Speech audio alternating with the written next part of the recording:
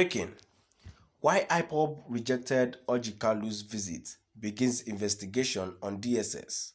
Why Ipob rejected Kanu's visit begins investigation on DSS. I owe Ipob leader good counseling, Abia former governor, by Chinozo Alozie. The indigenous people of Biafra, Ipob, on Tuesday said the former governor of Abia State, Orji Uzor Kalu, violated the court-ordered guideline for the visit of their detained leader of the indigenous people of Biafra, Ipob, Nnamdi Kanu, in the custody of the Director of Security Service DSS. The lead counsel to Ipob, Ifeanyi Ejiofor, stated this in a statement to newsmen in Owerri.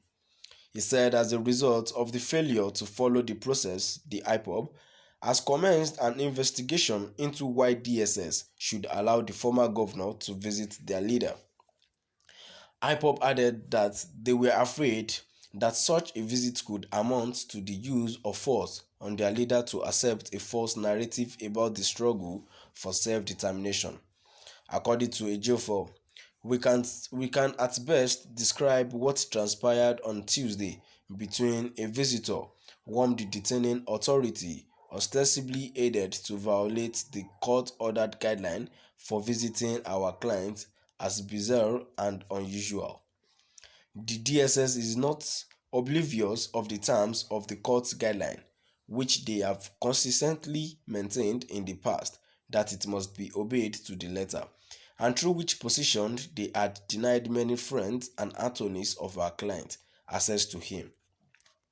However, caution was thrown to the wind yesterday, and instead of insisting on this full compliance with the existing guideline, the DSS, for reasons best known to them, allowed a visitor access to our client even before the time scheduled for the formal visit, and without his lawyer being present during the visit. It is of serious concern that the visit was conducted without strict adherence to the court-ordered guideline, but more condescending that the visit later became a subject of political gimmicks.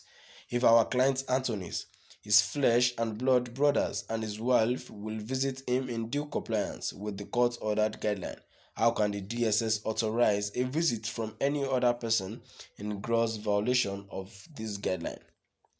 There is more to it than meets the eyes, which the DSS is now under a compelling duty to explain to us.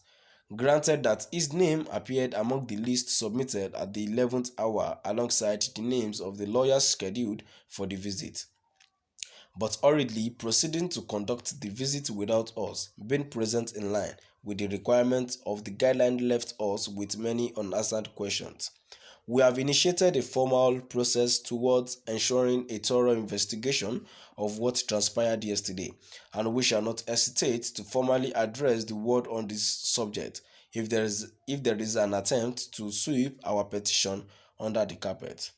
It was their view that the order of the court and terms as laid down guideline to regulate visits to our client is to ensure his maximum protection from persons who may wish to secretly seize the opportunity to hurt or intimidate him into accepting a false narrative outside the dungeon where he is being illegally detained, and they could achieve this through threat and or coercion. Hence, the need for the presence of his lawyers before granting any audience. We may not wish to speak further on this subject or even discuss our client's position on this visit pending the outcome of the investigation on the DSS authorized violation of the court ordered. Inasmuch as we have unequivocally demanded a date investigation, we are not by any means insinuating that visitors of our client's choice are not permitted or restrained from visiting him henceforth, but our position is that every visit to our client must conform with the already set out guideline by the court.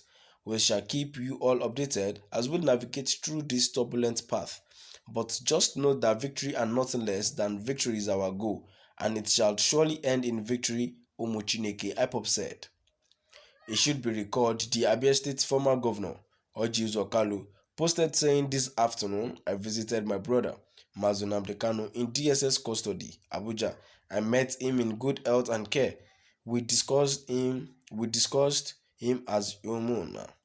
In 2001, when I was governor, I made his father Eze Israel Oku Kanu the traditional ruler of Afara Uku, and since then the family has been very close to me. I understand that Nnamdi has an insane amount of people rooting for him back home, and I encouraged him to consider the consequences of certain actions and utterances for the sake of the same people.